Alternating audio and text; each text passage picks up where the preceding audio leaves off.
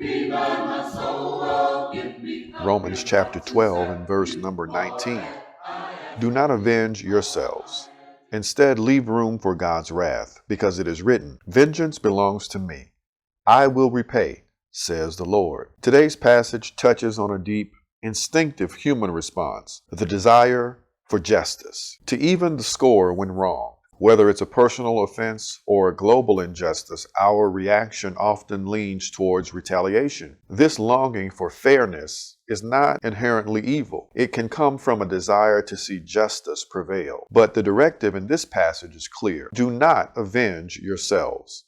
Instead, leave room for God's wrath. This command confronts one of humanity's greatest struggles, letting go of the need to control outcomes and trusting God to bring about justice in his own way and in his own time. Paul warns that when we take vengeance into our own hands, we essentially block space for God to act. By stepping in, we rob God of his role as the ultimate judge and risk compounding harm with our own flawed judgment. To obey this directive, we must trust that God sees the injustices in the world and will repay in his time. This belief presupposes two critical truths.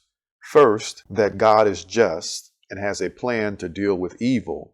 And second, that his vengeance is righteous, not reactionary or petty. In a world filled with suffering, oppression, and wrongdoing, God's promise of vengeance assures us that evil will not have the final word. But leaving vengeance to God is easier said than done. It requires surrendering our need for immediate justice.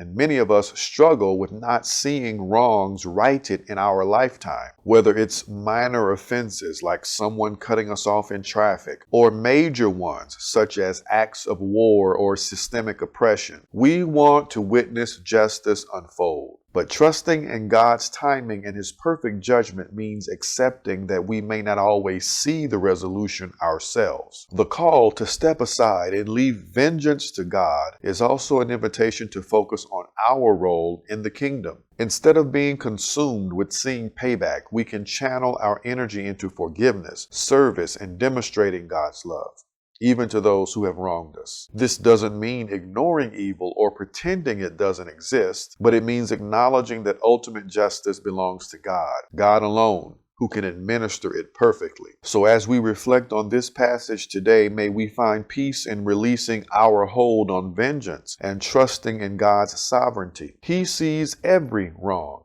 and will make all things right in his time. Let us leave room for his justice, knowing that he alone is fully faithful and fully true.